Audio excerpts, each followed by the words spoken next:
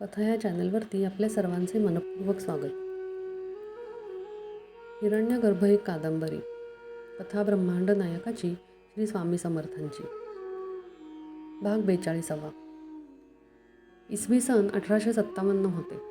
स्वामींना अक्कलकोटात येऊन 1 वर्ष झाले होते. स्वामींनी एक नवीनच लीला चालू केली. रोज रानात जाऊन एरंडाची छोटी लाकडे आणीत आणि वीटभर लांबीचे तुकडे बंदुकांसारखे ओळीने मांडून ठेवीत. कुणी विचारले तर त्यांची लहर आल्यास ते सांगत. सध्या आम्ही पलटणी तयार करत आहोत असे बोलून स्वामी खरे तर 1857च्या होणाऱ्या बंडाचे सूचित करीत होते. परंतु बंड होईपर्यंत कोणासही त्याची कल्पना आली नाही. उत्तरेत शिपायांचा असंतोषाने परिसीमा गाठली होती. ब्रिटिशांच्या विरुद्ध लाटाच्या लाटा उसळत होत्या. परंतु मंगलपांडेसारख्या क्रांतिकारांचा उठाव यशस्वी होऊ शकला नाही. स्वामी नियती जाणत होते आणि त्यांनीच घडवलेल्या नियतीत ते कधीच ढवळाढवळ करीत नसत. 1857च्या उठावात तात्या टोपे प्रभूतींनी शस्त्रशहीद उठाव केला होता. परंतु शस्त्राने क्रांती करण्यापूर्वी आधी जनमानसात वैचारिक क्रांती होणे आवश्यक होते व ती झाली नव्हती. ज्या मनगटाने शस्त्रे धारण करावयाची ती जर कणखर नसतील तर ती शस्त्रे इतरांनाच जास्ती उपयोगी पडतात व तसेच घडले. एके दिवशी सकाळी स्वामींच्या दर्शनासाठी लोक नेहमीप्रमाणे चोळप्पांच्या घरी पोहोचले तर दरवाजात एक पांढऱ्या घोड्यावर बसलेला एक स्वार अडकला होता. त्याला पुढेही जाता येत नव्हते व खालीही उतरता येत नव्हते. तसेच घोडा व स्वार दोघेही दरवाजात अडकल्यामुळे बाकी कुणासही आत येत नव्हते. स्वामी चोळप्पांच्या घरी त्यांनीच लावलेल्या छोट्या औदुंबराखाली बसून क्रीडा करीत होते.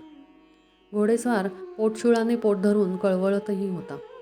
इतक्यात स्वामी त्या घोडेस्वारास उद्देशून बोलले की दृष्टांताचे 1.25 किलो पेढे विसरलास का रे? जोपर्यंत ते देत नाही तोपर्यंत तुझा हा घोडा अडकलेलाच राहील. घोडेस्वार आता जमलेल्या गर्दीत सांगू लागला की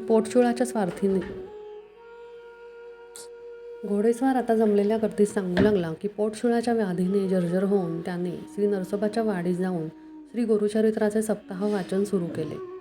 जीवनातील विकासाला अत्यंत आवश्यक अशी गुरुनिष्ठेची शक्ती जागृत होण्यासाठी श्री गुरुचरित्रासारखा दुसरा कोणताही ग्रंथ नाही. त्यातले प्रत्येक अक्षर सरस्वती गंगाधरांच्या आत्मशक्तीने उजळलेले आहे. काही सप्ताह गेल्यानंतर त्यांनी अक्कलकोटच्या स्वामींना नवस केला की मला जर दृष्टांत झाला तर प्रथम 125 पेढे स्वामींच्या चरणी अर्पण करेन व नंतरच दर्शन घेऊन अन्न संतर्पण करेन. त्याच दिवशी रात्री मला खुद्द श्री नृसिंह सरस्वती स्वामींनी दृष्टांत दिला व सांगितले की सध्या अक्कलकोटात प्रत्यक्ष श्री विष्णूंनी अवतार घेतला असून तुझ्या या संकटाचे निराकरण तोच करेल.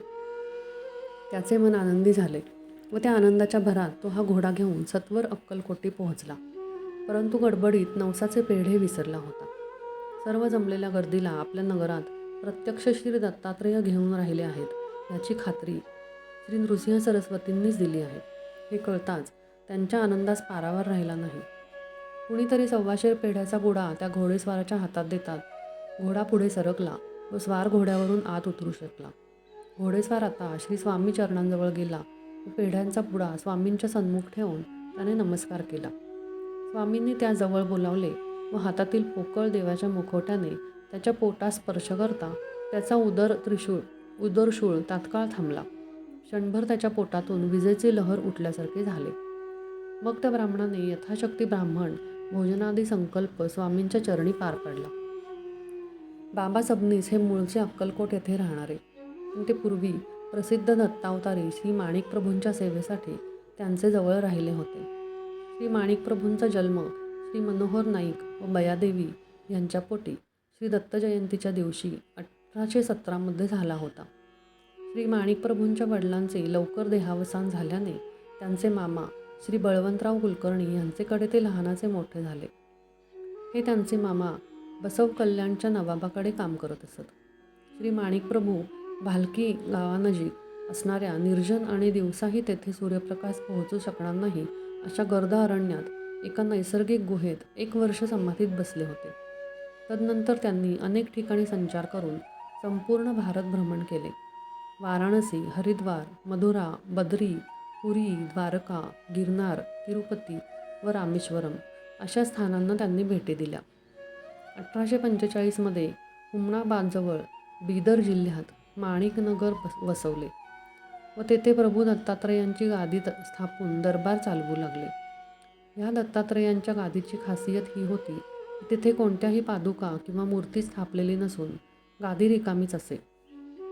माणिक प्रभू असे म्हणत की परब्रह्म ज्याला जसे हवे तसे त्याला त्या गादीवर पाहू दे व त्याची भक्ती करू दे. अवधूत संप्रदायातील एकल ऐश्वर्य संपन्न असे अद्वितीय राजयोगी ते होते, भगवान माणिक प्रभू. एके दिवशी माणिक प्रभूंच्या दरबारात दत्तभोजनाचा घोष चालू असता एकाएकी तेथे प्रकाशाचा लोळ पसरला. भजनात तल्लीन झालेल्या लोकांना त्या प्रकाशाच्या तेजामुळे काहीच दिसेनासे झाले. तोच त्या प्रकाशाच्या लोळातून दिव्य सुंदर तेजपुंज 7 फूट उंच अजानुबाहू योगीराज श्री स्वामी समर्थ प्रगट झाले.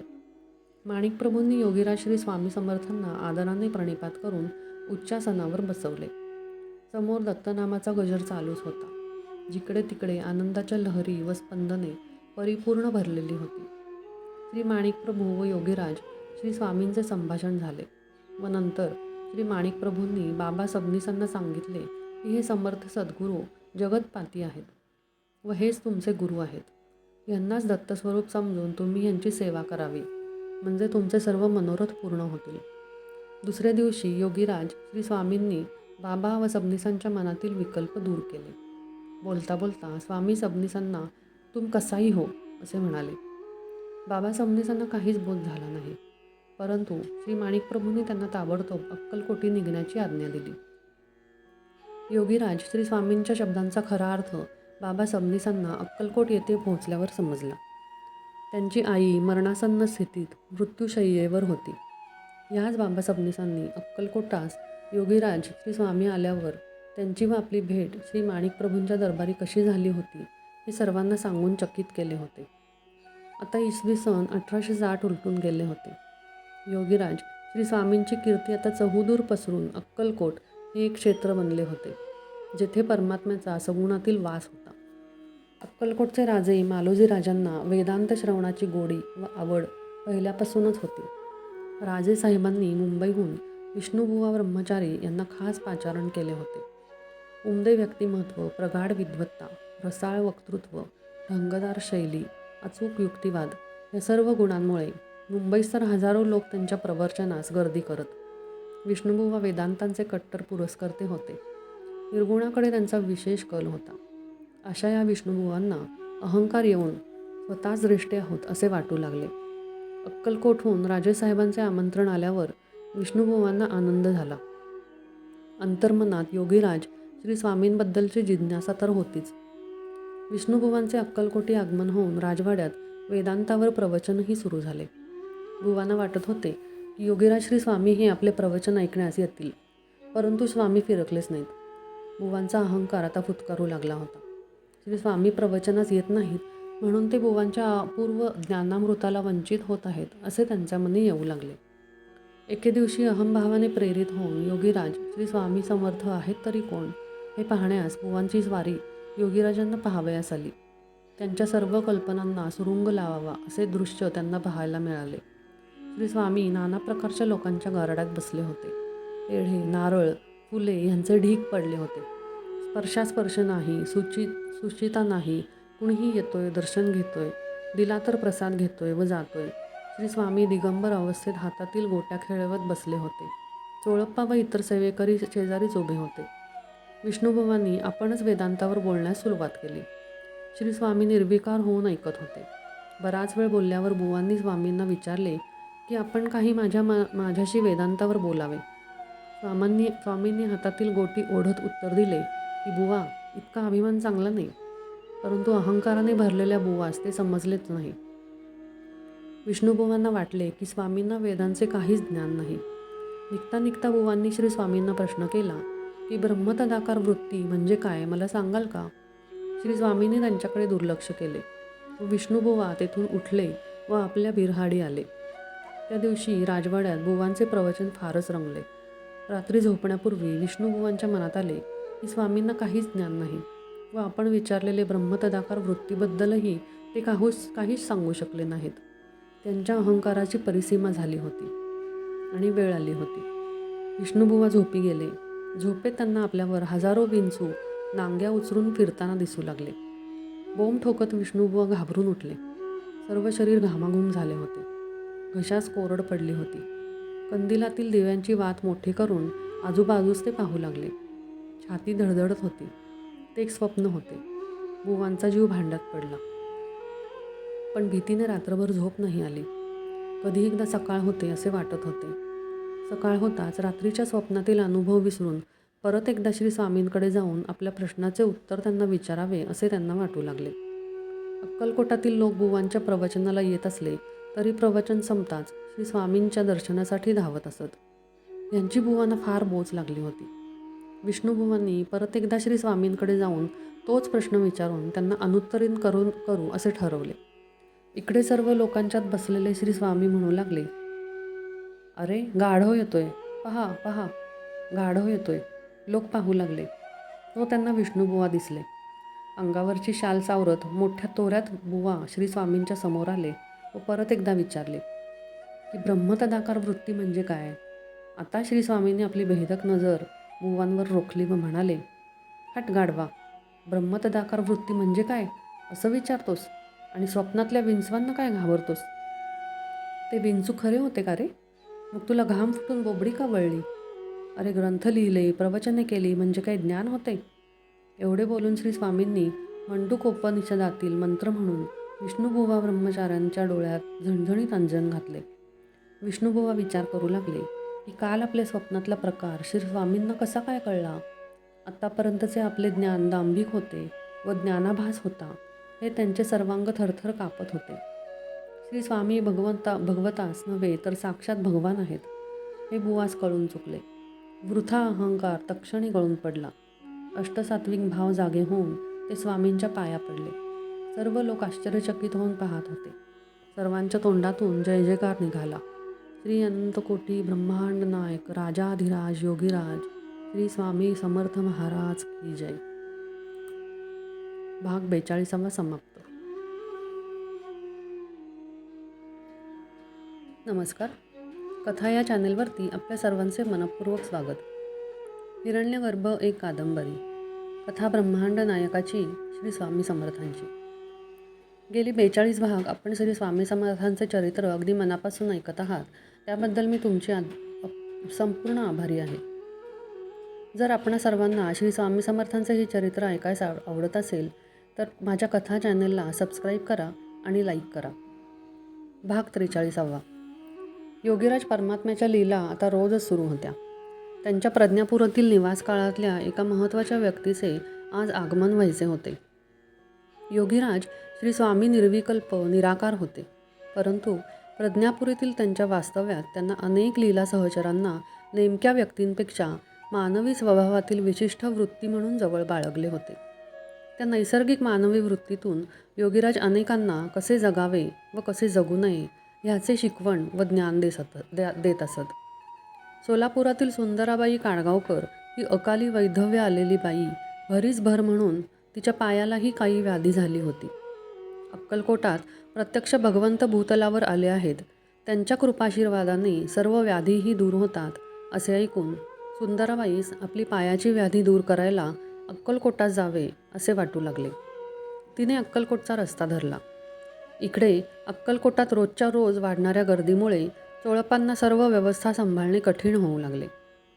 येणाऱ्या यात्रेकरूंमुळे त्यांच्याकडे पुष्कळ धनसंपदाही जमा होऊ लागली होती.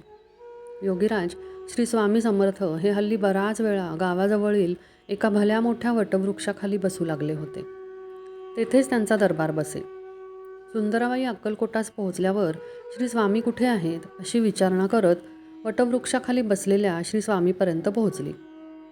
स्वामींच्या भोवताली लोकांचा गराडा पडला होताच, चोळपाही होताच. सुंदराबाईंनी श्री स्वामींना नमस्कार करून रडत रडत आपले गाऱ्हाणे त्यांच्या कानावर घातले. श्री स्वामींनी तिला प्रसाद दिला व पायाच्या दुखण्यास उतार पडेल असे सांगितले. सुंदराबाईंच्या बरोबर फक्त तिचा 1.5 वर्षांचा लहान नातू होता. सुंदराबाईंनी अक्कलकोटातच काही दिवस राहण्याचे ठरवले. रोज मध्यान्ही व संध्याकाळी श्री स्वामी जिथे बसलेले असतील तेथे ती दर्शनास जाण्याचा तिने नेम केला. काही दिवसातच तिच्या पायाचे दुखणे पूर्ण बरे झाल्यामुळे तिला श्री स्वामींच्या अलौकिक व दिव्य शक्तीची कल्पना आली. मोठी बाई मोठी ढालगज होती.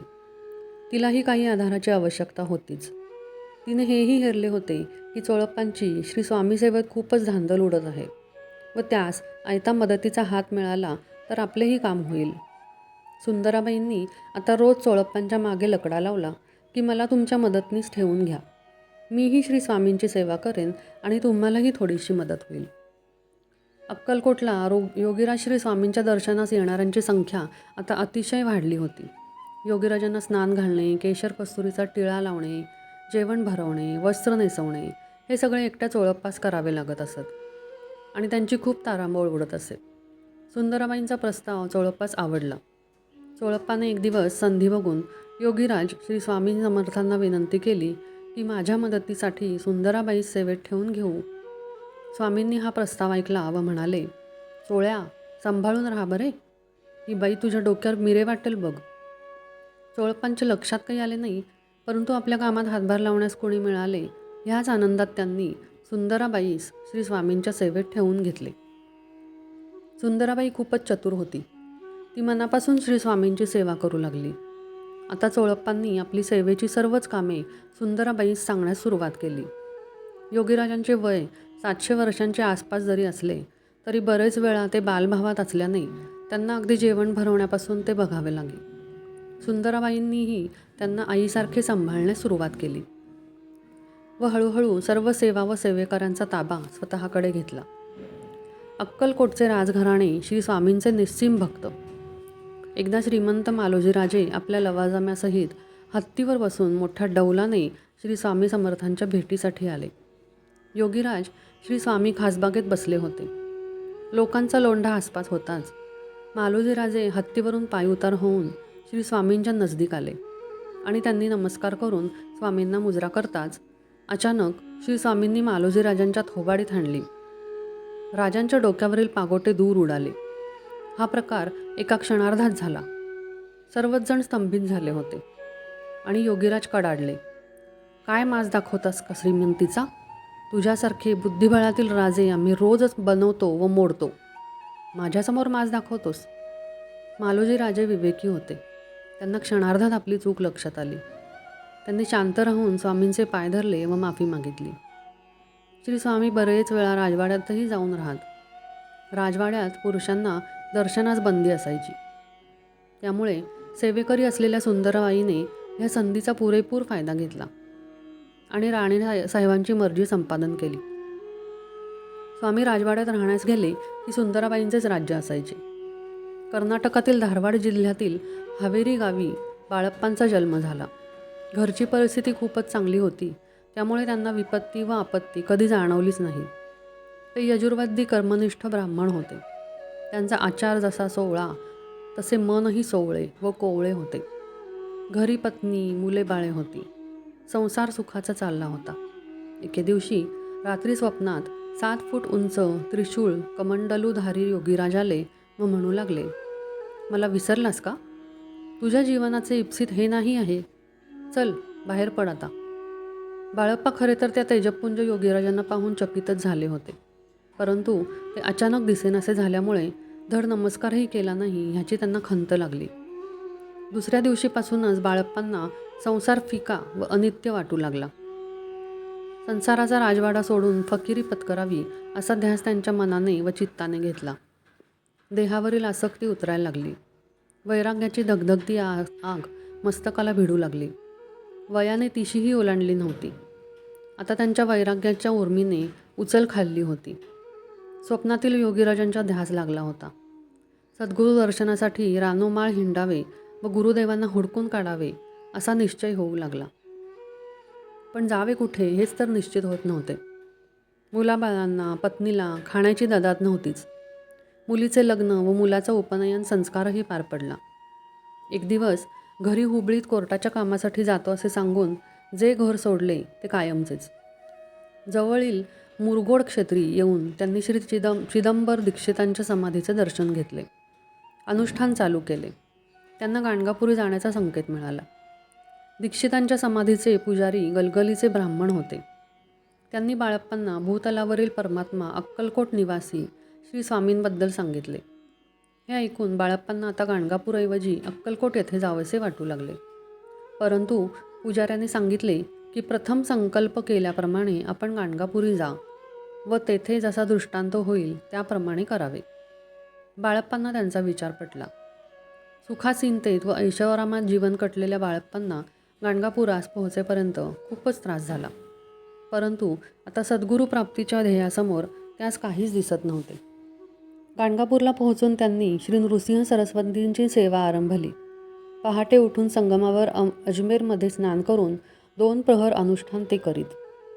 मध्यान्ह स्नान परत करून गावात 4 घरी भिक्षा मागून ते पाण्याबरोबर खात. 1 महिन्याच्या अनुष्ठानानंतर बाळप्पांना स्वप्नदृष्टांतात 3 संन्याशांनी दर्शन दिले. हा त्यांना शुभशकुन वाटला. त्यानंतर साधारण 2 महिन्यांनी योगीराज श्री स्वामी समर्थ परत स्वप्नात आले व म्हणाले, "ये आता लवकर, मी तुझी वाट पाहतो आहे." बाळप्पांना श्री स्वामींची खूण पटली व जन्मोजन्मीची स्मृती जागी झाली. त्यांच्या मनाला आता कधी एकदा श्री स्वामींची भेट होते व सद्गुरू पदावर स्वतःला झोकून देऊ असे वाटू लागले. दुसऱ्या दिवशी सकाळी श्री नृसिंह सरस्वतींचे दर्शन घेऊन बाळप्पांनी आपली पडशी उचलली व अक्कलकोटची वाट धरली. रामनवमी 2 दिवसांवर आली होती. रामनवमीच्या पारण्याच्या दिवशी बाळप्पा अक्कलकोटास पोहोचले. योगीराज श्री स्वामींच्या चरणरजाने पुनीत झालेल्या गावच्या शिवेवरच त्यांनी लोळण घातली. ती शिव त्यांच्याशी शिवतीर्थच होती. एका धर्मशाळेत आपली पडशी ठेवली व बाळप्पा आता योगीराज श्री स्वामींच्या दर्शनासाठी बाहेर पडले. मध्यान्ह समयास थोडा अवकाश होता. वाटेत 2 पैशांची खडीसाखर घेतली. लोकांना श्री स्वामींबद्दल विचारत ते खासबागेत जेथे स्वामी बसले होते तेथे पोहोचले. स्वप्नात दिसलेली हुबेहूब तीच मूर्ती पाहून त्यांचे मन हरकून गेले. आनंदाचे डोही आनंद तरंग अशी अवस्था झाली. भान हरपले, मन आनंदले, चित्त हर्षित झाले. योगीराज श्री स्वामी खासबागेत एका वृक्षाखाली पहुडले होते. त्यांची व बाळप्पांची नजरानजर झाली. बाळप्पांच्या अंगातून विजेची लहर संपून गेली. त्यांनी श्री स्वामींसमोर साष्टांग दंडवत प्रणाम केला. सर्वांगाने व सर्व भावाने निजगुरूंचे दर्शन घेतले. परमात्मा श्री स्वामीही निज भक्तवान व अंतरंग शिष्यांची वाट बघतच होते. ह्या भेटीमुळे त्यांचाही आनंद गगनात मावत नव्हता. साधुत्वाची खूणच काही आगळी असते. श्री स्वामी उठून बसले व खासबागेतील वृक्षांना आलिंगन देऊन आपला आनंद प्रकट करू लागले. प्रभूंची सर्व लीलाच विचित्र. बाळप्पांनीही कितीही वेळा स्वामींचे दर्शन घेतले तरी त्यांचे मन काही भरेना. एका नव्या अध्यायाची सुरुवात झाली होती. येणाऱ्या काळात बाळप्पांची खडतर परीक्षा स्वामी घेणार होते आणि वेळ तर आलीच होती. भाग 43 समाप्त. धन्यवाद.